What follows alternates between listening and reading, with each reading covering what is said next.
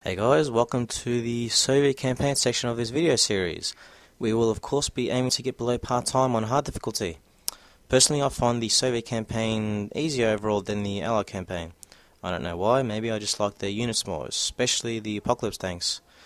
You don't get them on this mission of course, that would seem too easy, but then again, they would take too long for them to build and they are slow as hell. So yeah, I think it's best we stick with the conscripts. You do get a ton of them though after all.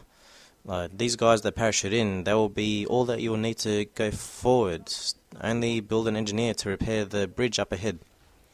Now, the part time here in this mission is 6 minutes, just like the first Allied mission, so we will need to work fast. As soon as you get control of your forces, we head up towards the Allied base. Build up your base as normal as you send your troops up, that way you can build the engineer as soon as possible. As I said before, this group of conscripts is all you will need attack-wise. Though if you like, you can train some attack dogs as well to make things a little easier against the GIs.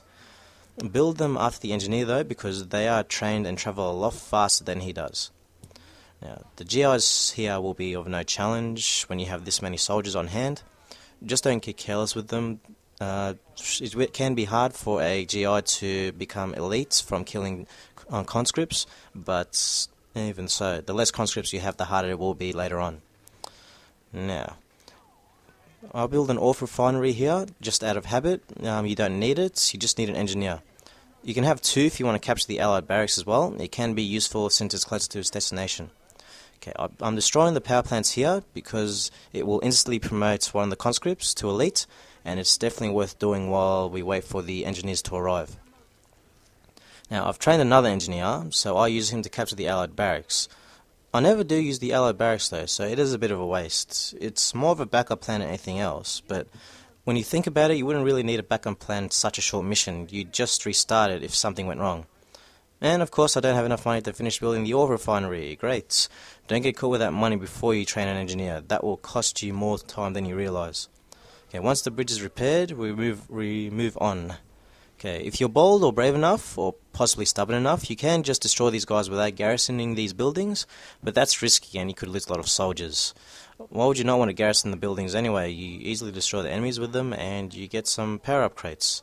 Not as important, and you could do without them, but I was doing a fairly good run, so I thought, why not? Once the GIs are killed, move on as soon as possible. Time is of the essence. Into the base we go. Just kill the GIs that get in the way. Don't go all around searching for enemies, that just wastes time.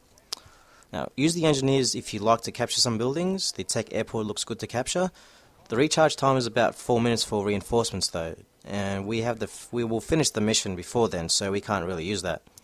The other buildings won't be serving any purpose either. You won't use any of the buildings anyway, so we just move on. Here you don't need to occupy the buildings. The forces you have are more than enough for the 2 sets of pillboxes here. The GIs are of no match as well, so we just push right through them. Okay, almost there. Now, once we reach this point here, that's when our reinforcements arrive. A whole shitload of them. Now, you won't need to wait for them to land to destroy the Pentagon though. The forces you have will be more than enough, especially since 3 of them are elite. They do an amazing amount of damage together. And so we are destroying the Pentagon at a fairly reasonable rate, I see. Yeah, any enemy soldier in the way won't really do much damage, so you can just ignore them if you like. Okay, once the Pentagon is destroyed, it is mission accomplished. You know, it would have been nice if we had those tanks a little earlier. Now they've been wasted. Seriously, those tanks should have come way sooner.